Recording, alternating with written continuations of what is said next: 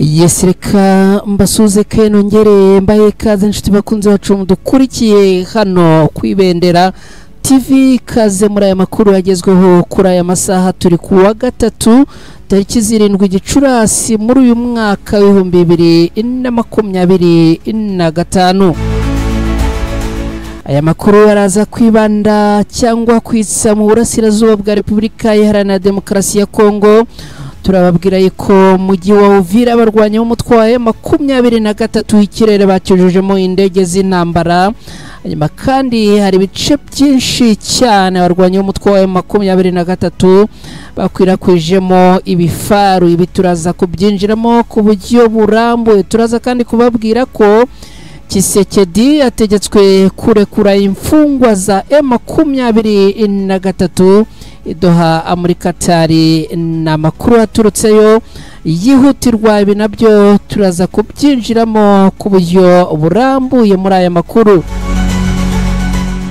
Turaza kandi kunyarukira muri Kivu y'Amajyaruguru, tubabwire ko nubundi Runyasenge imirwano yiriwe ibera muri ibi bice nk'inzira yerekeza Beni. Imirwano magingo yanga tuvugana yacogoye nyuma yuko nubundi yirije umunsi wose iba. Turaza kandi kubabwira ko hari abaturage b'u Burundi bahejejwe ku mupaka bazira abarwanya umutwe wa M23. Ibi nabyo turaza kubyinjiramo ku buryo burambuye. Kaze mwese rero aho muherereye mu bice bitandukanye, abari mu turere dutandukanye tw'u Rwanda, tubaye ikaze muri aya makuru. Abari mu bihugu bitandukanye bya Afrika namwe ikaze, bari mu bihugu bya kure cyane ya Afrika mwese namwe tubaye ikaze muri aya makuru agezweho kuri aya masaha.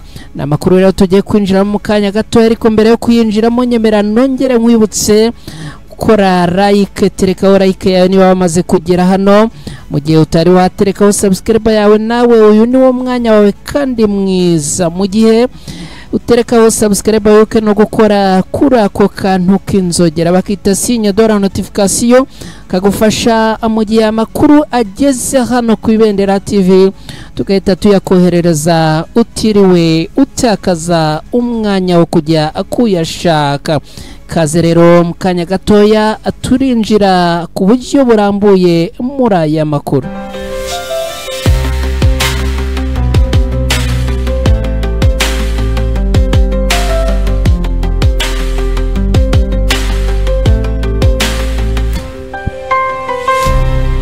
Yesi kaze nanone kuri aya makuru, n'amakuru agezweho kuri aya masaha. N'amakuru numva nifuza yuko duhera mu majyaruguru, muri Kivu y'Amajyaruguru twerekeza muri Kivu y'Amajyepfo, hanyuma tukaza gusoreza amakuru ajyanye na politike na diplomasi.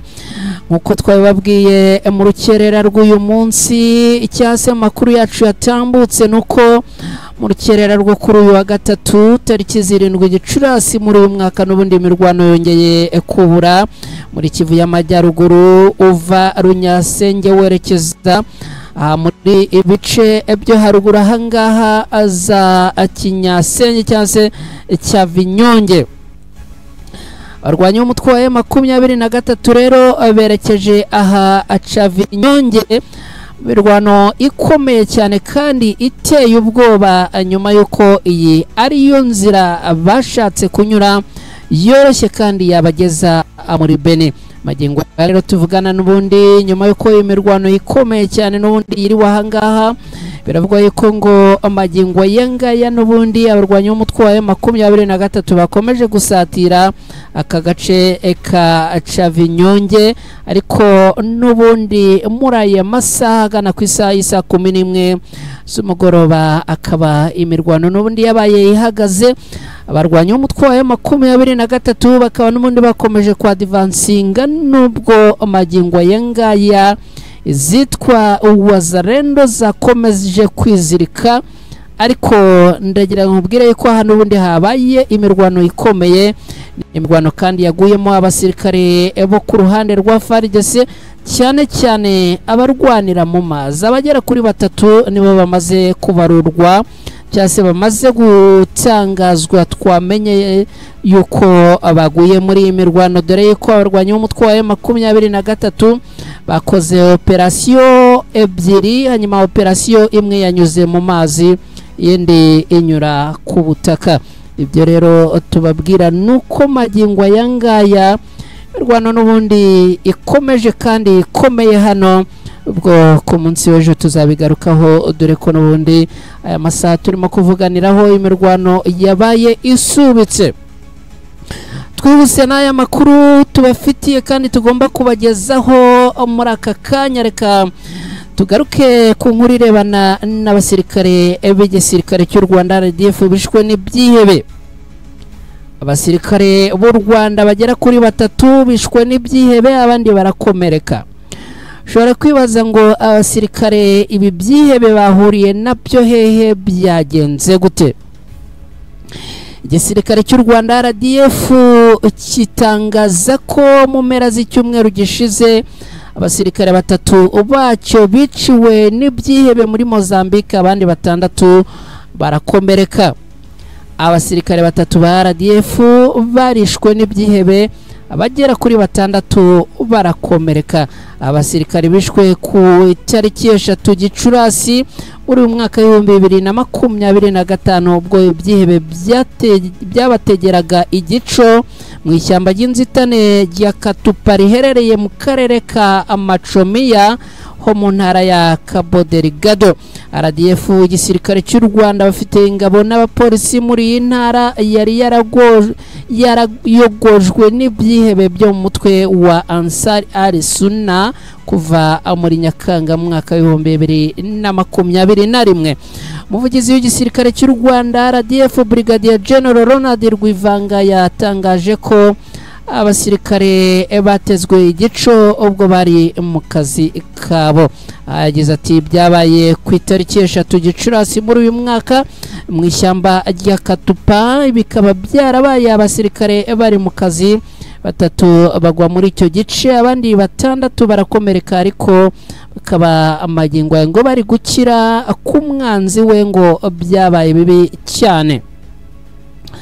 Urumva umusirikare yakubwiye ngo ibintu byabaye bibi cyane, ujye uhita yumvisha icyo avuze. Ishyamba rya Katupa aba basirikare biciwemo ni hamwe muho ibyihebe byahungiye ubwo byirukanwaga mu tundi turere twa Cabo Delgado. Akarere ka Amachomiya riherereyemo kahoze kagenzurwa n'ingabo za SADC. Magingo yangaya rero mu mpera z'umwaka wa 2023 akaba aribwo ingabo z'u Rwanda zarwanye bikomeye n'ibyihebe muri ako gace, zibasha kurokora abaturage bagera muri 600 bari barafashwe nk'imbohe n'ibyo byihebe. RDF ifite ingabo n'abapolisi muri iyi ntara yari yarayogojwe n'ibyihebe byo mu mutwe wa Ansar al-Sunna nk'uko nari maze kubivuga. Kaba rero RDF irahanga kuva muri Nyakanga mu mwaka wa 2021. Izi ngabo nyuma yo kwirukana ibyihebe mu duce dutandukanye nka Palma, Nangade, Miundumbe, Kiyasanga, Amachomiya na Amochimbua da Premier, Amachimbua de Preya kuri ubu zahungiye mu bice bitandukanye. Hanyuma rero bikaba ibi byihebe byarahunze mu gihe n'ubundi zingabo za RDF zikomeje gutoza igisirikare cya Mozambique mu rwego rwo kugira ngo bongererwe ubushobozi nabo birwanaho kandi bicungire umutekano. RDF ivuga ko ingabo zayo zimaze kugarura amahoro muri Cabo Delgado ku kigero cya 95%. Ngibyo rero ibirimo kuvugwa ahangaha ku basirikare b'u Rwanda bicwe cyase barashwe n'ibyihebe. Bikaba ari inkuru itari nziza cyane. Reka twihuse rero tunyarukire mu nkuru ivuga yuko Tshisekedi yasabwe kurekura imfungwa z'abarwanyi b'umutwe wa M23 nkuko idoha muri Katari hari kubera ibiganiro by'ubwumvikane hagati ya leta ya Repubulika Iharanira Demokarasi ya Kongo n'abarwanyi b'umutwe wa M23.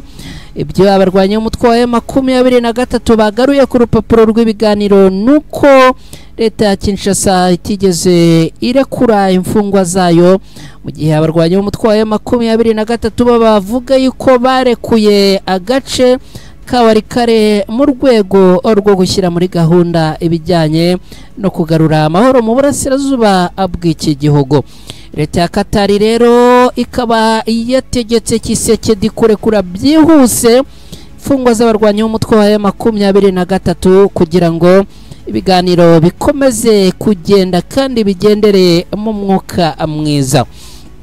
Mu minsi ishize abarwanyi b'umutwe wa M23 batangaje ko ku rupapuro batanze baruha leta ya Kinshasa ariho imfungwa 500 z'abarwanyi b'umutwe wa M23, nyamara ariko muri izi mfungwa ngo harekwe 5 bonyine kandi nabo batari kuri liste y'aba barwanyi b'umutwe wa M23 bari batanze. Ikibazo cy'imfungwa z'abarwanyi b'umutwe wa M23 rero kikaba n'ubundi cyongeye kuzamuka kumeza ku mpapuro kumeza y'ibiganiro n'ubundi Doha muri Katari. Ngibyo ko byifashe rero ni munyemerere twerekeze mu mujyi wa Uvira, nyuma mu kanya turaza kwerekeza mu Burundi. Mu mujyi wa Uvira rero ndababwira yuko ibice bitandukanye abarwanyi b'umutwe wa M23 bamaze kubyuzuzamo indege z'intambara, no kuvuga ikirere cyaha mujyi wa Uvira. Abarwanyi b'umutwe wa M23 bamaze kuhuzuza indege z'intambara nyuma yuko uyu mujyi wa Uvira n'ubundi hakomeje kubera imirwano ikomeye cyane, nyuma yuko kandi hakomeje kugenda harasirwa cyangwa haterwa amabombe menshi. Uyu mujyi wa Uvira ndagira ngo nkubwire ko ubu tuvugana urugarijwe. Muri uyu mujyi wa Uvira abarwanyi b'umutwe wa M23 ikirere cy'uyu mujyi cyose bacyujujemo indege z'intambara. Ikindi kandi nakubwira kuri uyu mujyi wa Uvira nuko abarwanyi b'umutwe wa M23 ibice bitandukanye byose babyujujemo ibifaru by'intambara. Ku ikubitiro ahitwa Kavivira cyangwa Kavimvira bitewe nuko ubivuga, magingo yatuvugana ahangaha uhujujwe ibifaru by'intambara. Ahandi hantu hashyizwe ibifaru by'intambara ni ihepfo, ahangaha twakwita ko ari mu majyepfo y'uyu mujyi wa Uvira. Birumvikana ubwo niba atari mu majyepfo ariko ni mu majyepfo, ni mu majyaruguru y'umujyi wa Uvira ahitwa plage Ifunanya. Abarwanyi b'umutwe wa M23 tayari naho bamaze kwatereka ibifaru bitari bikeya cyane. Ahandi hana abarwanyi b'umutwe wa M23 bamaze kuba batereka ibifaru ni hafi y'aka gace kitwa Source de la Rivière Murongwe, hafi y'uyu mugezi rwose.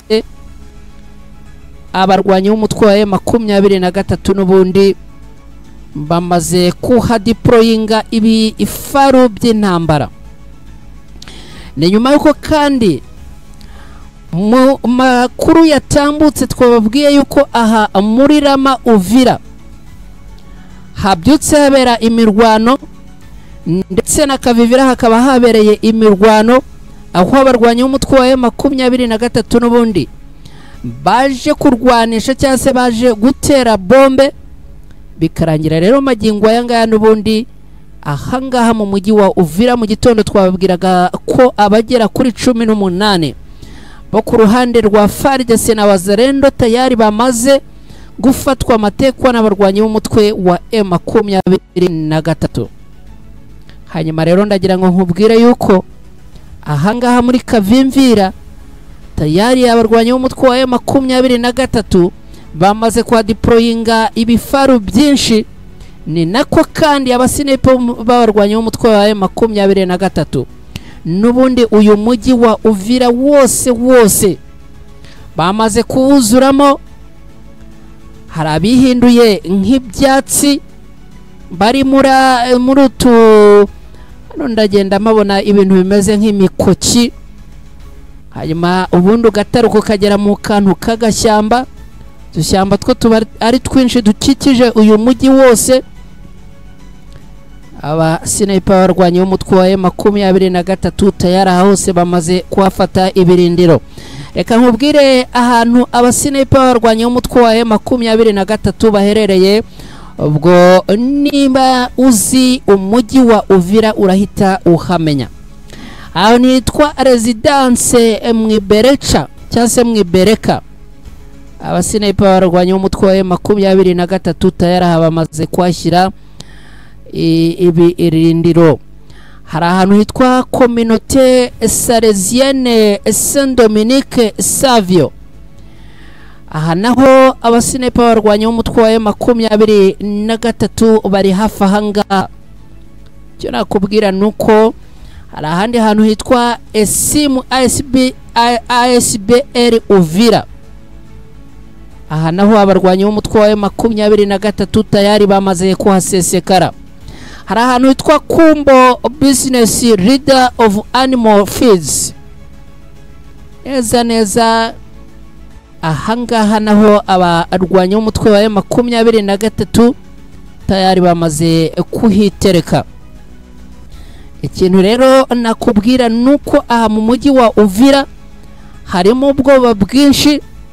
Abadampingi b'abarwanya umutwe wa M23 buzuye muri uyu mujyi. Ngira ngo abantu bashobora kuba batibuka systeme ya mapping. Systeme ya mapping nayo babwiyeho kenshi cyane.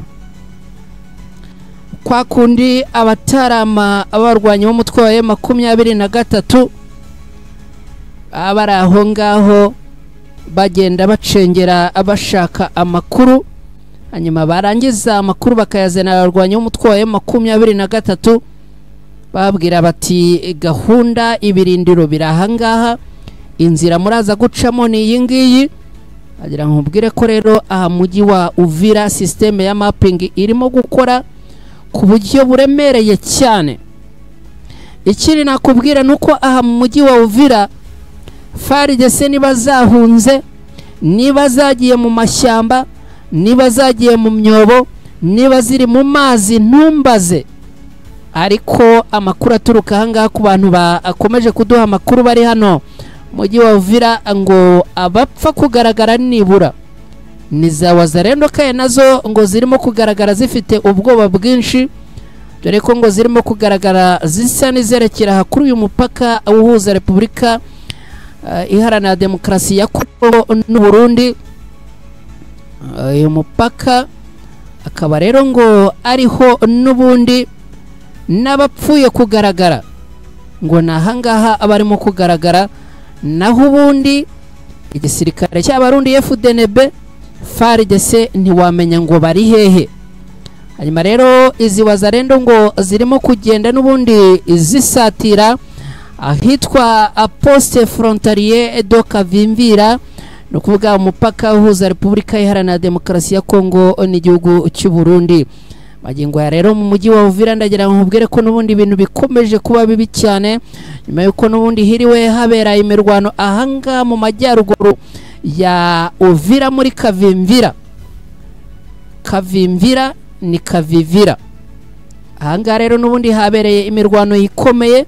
Ku munsi w'ejo habereye ambushi barwanya umutwe wa M23 bahategeye ambushi.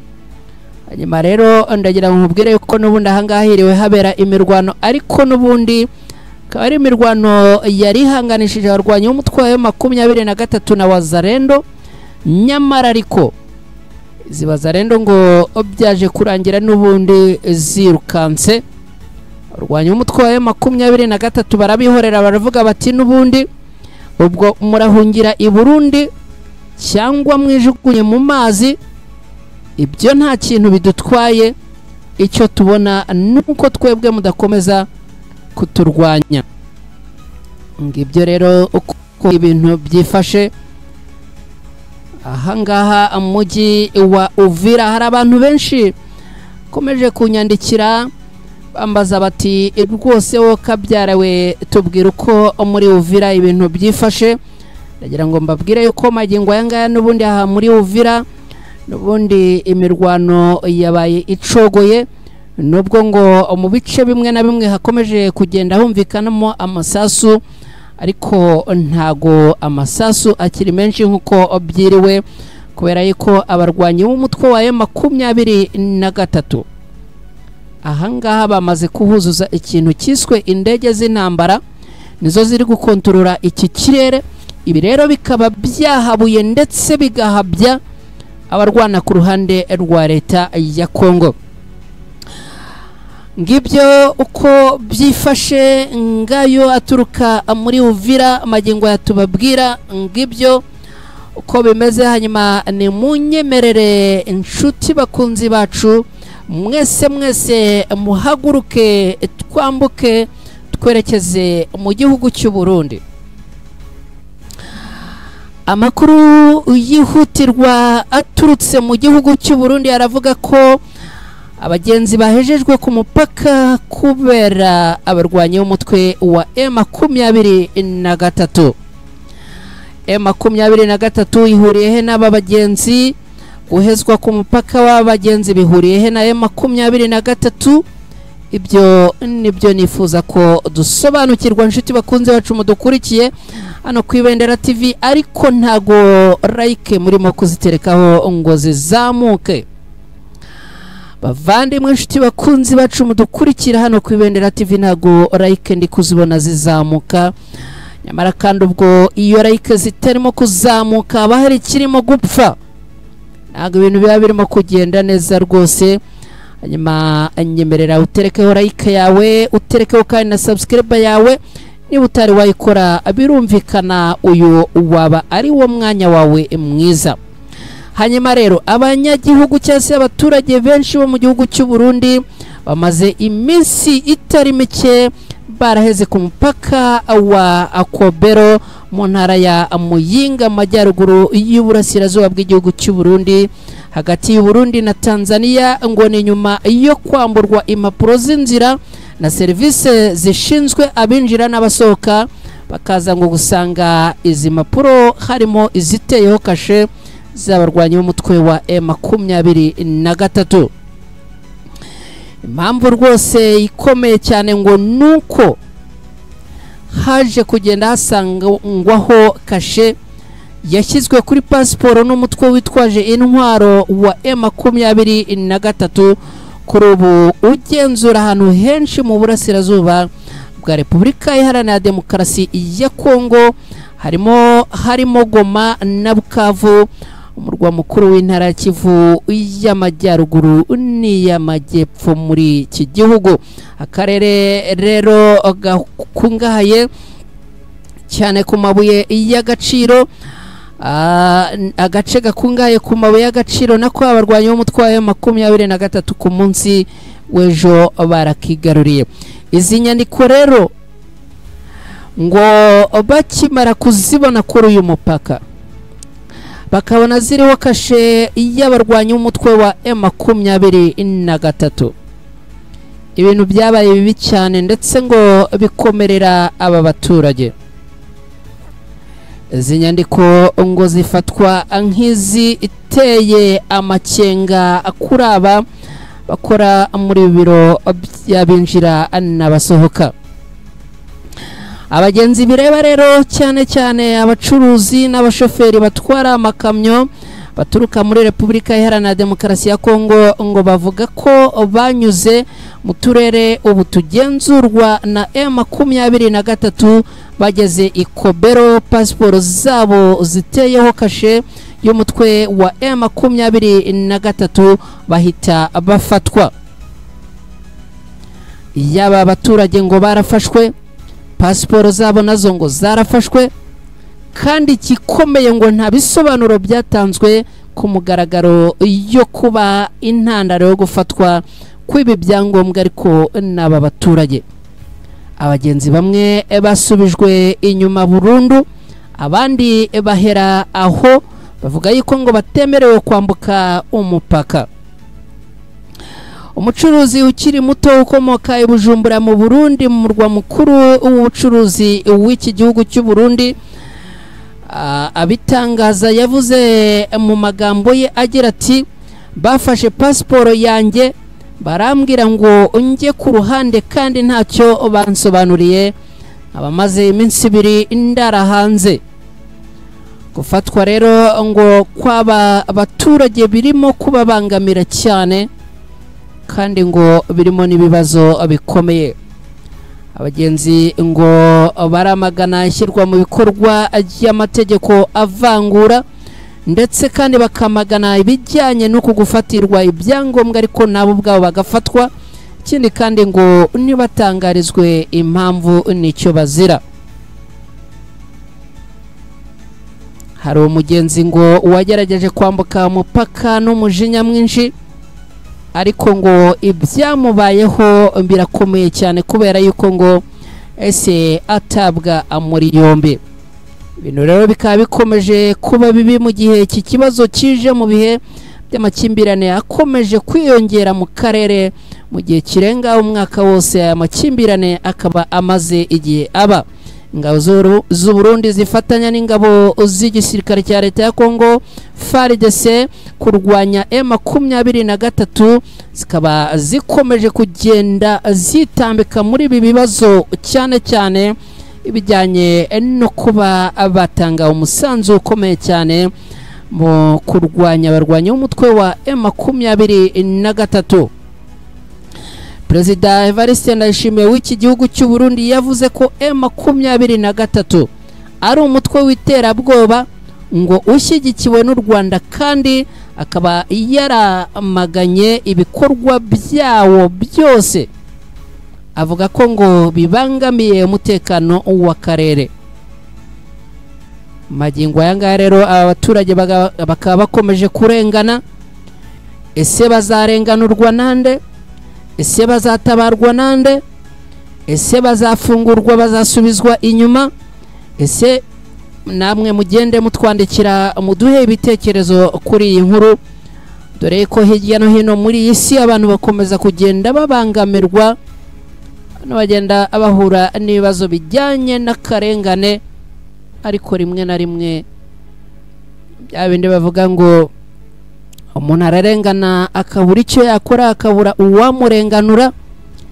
Leta y'u Burundi ese izageraho uyiminjiremo agafu, abaturage ibarekure gahunda zabo zikomeze? Ese igihugu cya Tanzania kizintervena, cyangwa se ni EAC izakemura iki kibazo? Bavandimwe inshuti bakunzi bacu mudukurikiye hano ku Ibendera TV, namwe muduhe ibitekerezo, mutubwire uko iki kibazo kizakemuka. Rimwe na rimwe abantu bararengana, kabura uwabarenganura, kandi ubona ko rwose ari akarengane gakomeye. Ngibyo rero reka mbashimire cyane mwe mwabanye natwe muri aya makuru. Ndabona amasaha arimo kungendana, hanyuma rero ngizo updates twagarukagaho, za Kamanyola na za Katana na za Katogota, mbabwire yuko uyu munsi hiriwe agahenge. Minembwe naho ubwo ibyaho tuzabigarukaho ku munsi w'ejo, gusa makuru avuga yuko uyu munsi noneho habaye agahenge, nta bitero bikomeye byigeze bigabwa. Hanyuma rero reka atuhure makuru yacu n'ubundi agaruka amasaha atandukanye. Ubwo mbashimire cyane, bifurize gukomeza kugira ibihe byiza aho muherereye hose, Imana ibarinde.